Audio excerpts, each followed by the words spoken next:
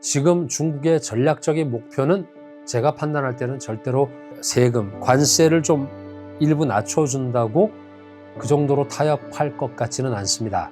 그 정도 단기적인 이익을 받고 만족할 만한 그런 상황이 아닐 수도 있습니다.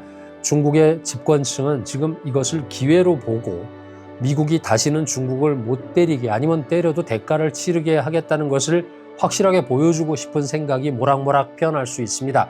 작전이 다시 짜질 수도 있다고 봅니다. 안녕하십니까. 상하이에서 있는 그대로의 중국을 전해드리는 샹하이 클래스입니다.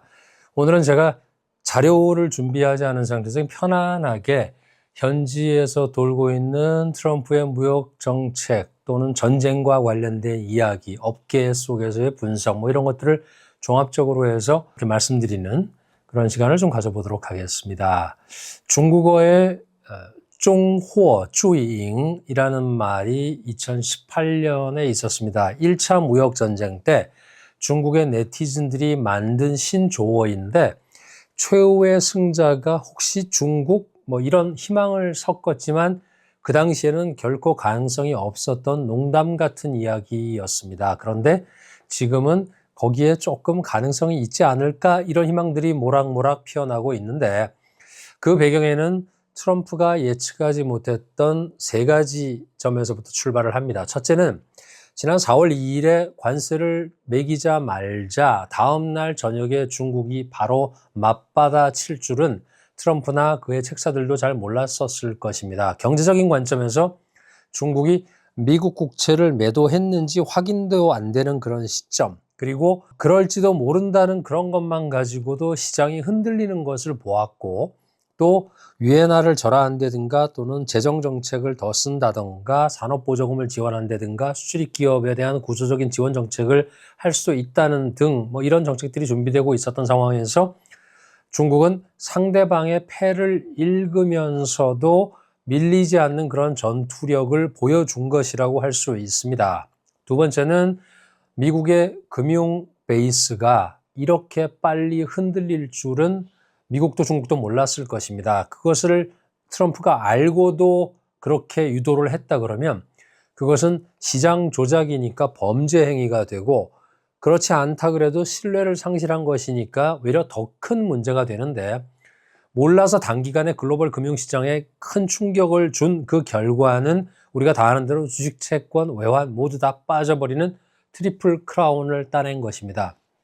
과거에는 글로벌 위험이 커질수록에 안전자산인 달러와 국채로 수요가 몰려서 가격이 올라가는 게 일반적이었는데, 이번에는 둘 다 떨어지는 희한한 일이 발생을 했습니다. 이것은 달러 기축 통화에 대한 그런 지위에 대한 근본적인 의심이 반영된 움직임이라서 부동산만 알고 있는 트럼프는 그렇다고 치더라도 그의 주변에 있는 금융 책사들까지, 그들의 능력까지도 의심을 하게 되는 그런 일이 되고 있습니다. 세 번째는 서방의 우방국들도 미국의 관세 압박 정책에 거의 불참했다는 점에서 이번 무역 전쟁은 자칭 전문가들이 서로 카피 떠가지고 말하고 있는 단순한 죄수의 딜레마가 아닐 수 있습니다. 모든 나라들은 단기 이익과 장기 손실을 따지고 트럼프의 유혹과 그리고 단기적인 이익, 장기적인 글로벌 무역 질서의 그런 그 구성을 대체할 수 있을지를 저울질하는 중입니다. 그런데 내년 중간 선거도 장담하기 힘든 트럼프에게 국가의 명운을 걸고 올인하겠다는 그런 어떤 나라의 투자자는 아직까지는 없는 것이 팩트입니다. 그래서 지금 모든 사람들은 트럼프가 도대체 왜 이런 선택을 했을까? 동기가 뭐냐? 어떤 전략적인 설계가 우리가 모르는 것이 숨어 있느냐? 이런 것들을 서로 묻고 서로 질문하고 답하고 있습니다. 1985년에 플라자 합의의 주역이었던 로버트 라이트하이저는 동시에 2018년에 1차 무역전쟁의 처음부터 끝까지의 설계자였는데, 지금은 나이가 들고 그 자리를 새로 스테판 밀란이라고 하는 사람에게 넘겼다고 볼 수가 있죠. 그 밀란 보고서를 쓴 사람인데, 중국은 이 밀란 보고서 때문에 지난 6, 7년 동안 준비했던 것을 거의 모의고사를 아니면 종합 예상 출제 문제를 밀란 보고서에 대한 완전한 리뷰를 끝냈다는 평가를 받을 수 해야 될 것 같습니다. 왜냐?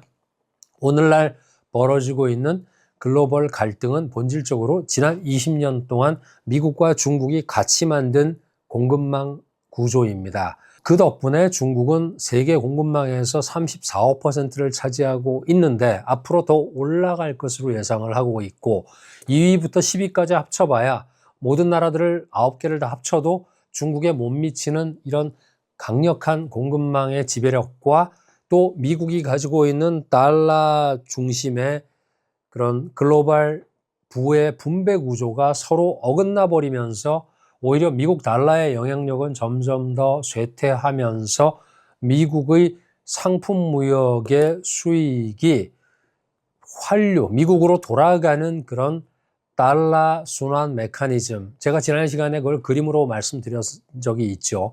이런 메커니즘이 약화가 되고 있다. 이런 모순이 바로 미국과 중국의 충돌의 본질입니다. 전문가들은 다 트럼프가 거래의 달인이라고 얘기를 하지만 이번에 봤던 시장에게든 중국에게든 그의 패가 잘 통하지 않는다는 점에 대해서는 간과하고 있는 것 같습니다. 트럼프의 발목의 족쇄는 인플레이션입니다. 자산 시장에 직접적인 영향을 미치는 것인데, 즉 장기 금리가 오르게 되면은 달러 자산은 전방위로 타격을 받습니다. 그 결과값이 바로 주식과 채권 환율이 동시에 떨어지는 트리플 킬이라고 말씀을 드렸었는데, 이것이 더 길어지게 되면은 트럼프에게는 정치적인 부비 트랩이 가동이 됩니다. 트럼프의 핵심 지지층이자 공고한 권력 기반인 우파 자본가들조차도 외면할 수 있다는 것을 미국의 정치꾼들이 모를 리가 없습니다. 자신이 가진 정책을 시연할 수 있는 유효한 시간을 어떻게 연장할지가 고민이라는 것인데, 그것을 하기 위해서는 인플레라는 족쇄를 풀어내는 것 외에는 다른 해결 방법은 없을 것 같습니다. 인플레이션이 해결이 되지 않는 한 페드에서 이번에 파월이 보여준 대로 금리를 안 내리겠다고 하는 파월을 어떻게 할 수도 없는 그런 모양이 연출이 되고 있습니다. 근데 그것을 중국이 다 알아버렸습니다. 그러면 중국은 어떤 계산을 하겠습니까?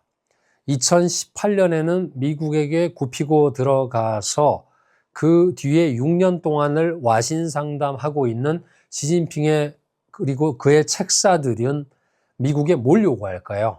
과연 트럼프가 어제 얘기한 대로 관세 조금 내려준다고 해서 감사합니다 옳다구니 하고 그 패를 다 받고 그냥 이번 판을 덮을까요? 아닙니다. 그들은 그 정도로 착하고 순진한 집단이 아니라고 봐야 됩니다. 아마도 중국의 부상을 받아들여라. 미국이 그것을 현실로 인정하고 그것을 받아들여라. 그것이 지금 시진핑과 그의 책사들이 협상 테이블에 올릴 아마도 요리일 것이고 옵션일 것입니다. 그것은 제 뇌피셜일 수도 있습니다. 하지만 중국 입장에서는 가장 보고 싶은 것이 그렇게 하면 너희들하고 글로벌 질서를 다시 논의할 수 있다. 즉 공수 역전을 바라고 있지 않을까라고 생각을 하고 있습니다. 미국이 그걸 안 받아들인다 그러면 그 다음은 뭡니까? 결국은 도돌이표가 되는 것이고 결국 누가 더 길게 버티냐의 싸움인데, 거기서는 제가 누차 말씀드리는 대로 결국 누가 더 다치냐의 싸움이기 때문에 시간이 굉장히 중요합니다. 이 점에서는 중국은 아마 최근에 그런 예행 연습을 했습니다. 뭘로 했을까요? 최근에 코로나 상황에서 저는 저희 식구하고 상하이 봉쇄 때 좁은 아파트에 갇혀서 팔자에도 없던 200기를 조그만 감옥 같은 아파트에서 생활을 해본 저의 경험으로 말씀을 드린다 그러면, 그때도 중국은 경제가 침체되고 어려워질 것을 알고서도 그래도 밀어붙였습니다. 그래도 그때는 다양하고 강도 높은 반대의 목소리들도 좀 나왔습니다. 그리고 이것은 어찌 보면 단지 중국 국내의 문제였기 때문에 그 적이 해외나 트럼프가 아니라 병 또는 세균이었습니다. 그런데 이번에는 공산당이 굳이 우기고 애써서 인민들을 세뇌를 시키지 않아도 120% 대동단결을 시킬 수 있는 공동의 적, 역대급 빌런이 있습니다. 누굽니까? 트럼프입니다.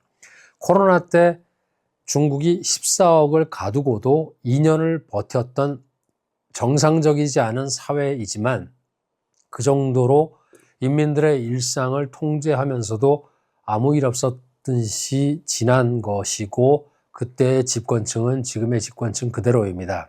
어찌 보면 중국스러운 힘을 과소평가하고 있는 한국의 전문가들은 정말 중국을 모르는 것입니다.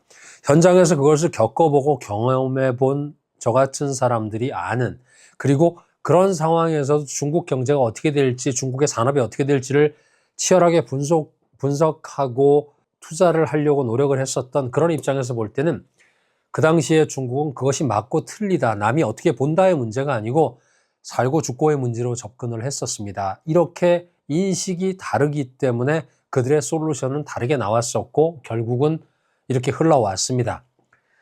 이런 일들을 직접 겪고 투자하고 회사를 운영해 본 입장에서 2600만이라는 상해 같은 메트로폴리탄이 완전히 봉쇄되고 거기 있는 사람들이 60일 동안 아무 데도 못 가고 집안에 갇혀 있었던 그 상황에서도 모든 식음료가 공급이 되는 그런 물류 시스템이 가동이 되는, 그것이 바로 지금 현재 상장되어 있는 알리바바나 텐센트라든가 또는 메이투안이라든가 이런 회사들이 그런 물류를 담당을 했었고, 그것이 전시로 들어가는 유사시에는 전부 전시동원 체제로 전원 가동이 된다는 것도 알아야 한다는 것입니다. 아마도 이런 전시 상황이 온다 그러면 미국 본토는 6일도 못 버틸 일을 중국은 그 당시에 제가 생활을 하고 그 당시에 겪었던 60일이 아니라 6개월도 더 버틸 것 같습니다.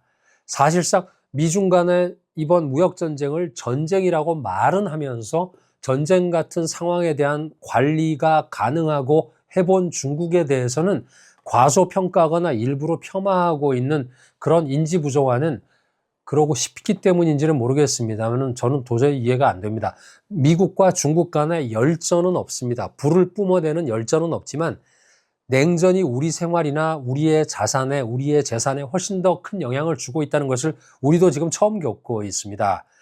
그리고 저는 지금이 그때보다 중국 국내에서는 이쪽 사람들이 훨씬 더 단결할 것으로 보는 이유는, 그때는 코로나 때는 시진핑의 그런 주변의 책사들도 헛발질을 엄청나게 했고 그나마 극히 일부지만 백지 시위라도 했었습니다. 또 바른 소리를 하는 의료진들이라도 있었고 글로 써서 뿌리는 사람이라도 있었는데 지금은 그 모든 것을 트럼프가 다 덮어주는, 즉 대동단결의 명분을 주고 있어서 다른 스피커가 없습니다. 또한 이미 2018년에 중국이 아닙니다. 금융 디레버리징도 했고 또 그림자 금융에 대한 개혁도 했고 공급측 구조 개혁도 했고 그리고 지금도 진행 중인 부동산 조정도 이미 5년째 이를 악물고 진행하고 있습니다. 주식시장에 대한 정비도 이미 2년 전에 시작을 했고 작년 9월부터는 모습이 변하고 있는 것도 보입니다.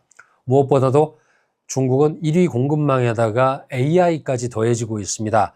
미국이 AI를 막대한 자본과 스케일링 롤을 가지고 지키려고 하는 그런 작전을 짰었다 그러면 중국은 딥식이 나오고 나서 이것을 공공재로 뿌리면서 오픈소스로 뿌리면서 제조의 혁신이 될 수 있다는 것을 휴머노이드 로봇 또는 저공경제 쪽에서 보여주고 있습니다.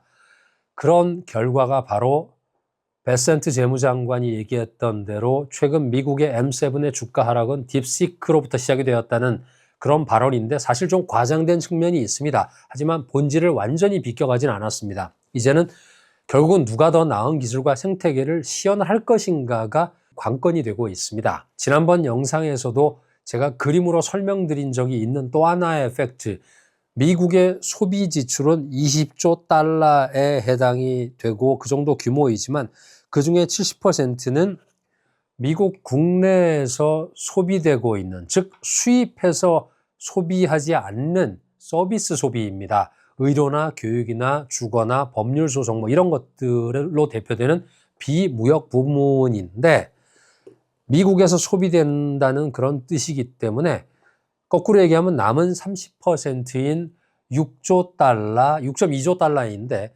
이것이 글로벌 공급망하고 바로 연결이 됩니다. 근데 그나마도 소비자 판매 가격이 기준이기 때문에 이것을 중국이나 제3국의 공장에서 실제로 제조업 기반의 생산 금액으로 다시 환산을 하게 되면 2조 달러 정도가 실물 기준으로 계산이 나옵니다. 그러면 6.2조 달러에서 2조 달러를 빼버리게 되면 4.2조 달러입니다. 그게 뭡니까?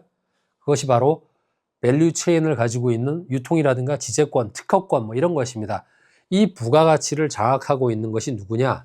미국의 다국적 자본들인 것입니다. 그래서 이번에 미국의 관세 전쟁의 최대의 피해자는 중국의 공장이라기보다는 미국의 다국적 기업이다.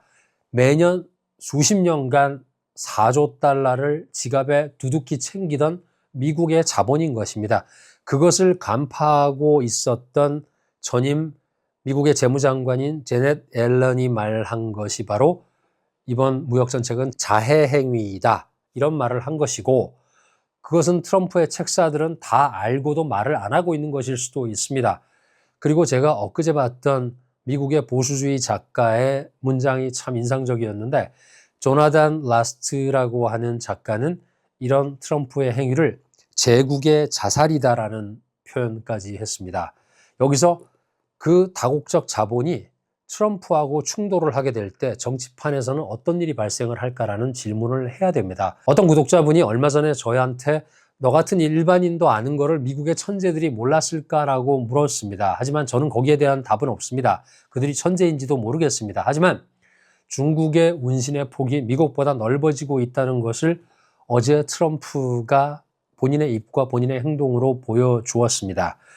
근데 중국은 더 이상 패시블리 당하는 그런 경제 주체가 아닌 것 같습니다. 지난번 영상에서 제가 1950년대 중국의 대학신 운동이 있었던 시절에 있었던 촌스러운 새마을 운동보다 훨씬 더 촌스러운 운동, 영국을 추월하고 미국을 쫓아간다 해서 중국어로 차오잉감메이라는 말을 했었죠. 그 촌스러운 포스터가 지금 2025년에는 더윈, 즉 중국판 틱톡인 더윈 또는 빌리빌리 같은 매체, 미디어로서 대체가 되면서 트럼프의 도움으로 진짜 중국이 미국을 넘어설 일이 빨라질지도 모른다라고 믿는 일반 백성들이 늘어나고 있는 것 같습니다. 그래서 지금 중국의 전략적인 목표는 제가 판단할 때는 절대로 세금, 관세를 좀 일부 낮춰준다고 그 정도로 타협할 것 같지는 않습니다. 그 정도 단기적인 이익을 받고 만족할 만한 그런 상황이 아닐 수도 있습니다. 중국의 집권층은 지금 이것을 기회로 보고 미국이 다시는 중국을 못 때리게 아니면 때려도 대가를 치르게 하겠다는 것을 확실하게 보여주고 싶은 생각이 모락모락 피어날 수 있습니다. 작전이 다시 짜질 수도 있다고 봅니다. 그렇게 된다 그러면 우리가 지금까지 보고 있고 단순하게 트럼프만 봤던 것이 훨씬 더 복잡해질 수도 있다는 그 점도 감안해서 우리 정부도 기업도 새로 대응을 해야 됩니다. 지금은 트럼프의 입만 볼 때는 이미 지나가고 있는 것 같고 이제는 시진핑은 입을 봐서 될 사람은 아니기 때문에 그의 주변에 있는 책사들이 또는 그런 작전들이 어떻게 시장에 또는 미디어에 나올지에 대한 그런 부분들을 훨씬 더 주도 면밀하게 판단을 해야 될 시점입니다.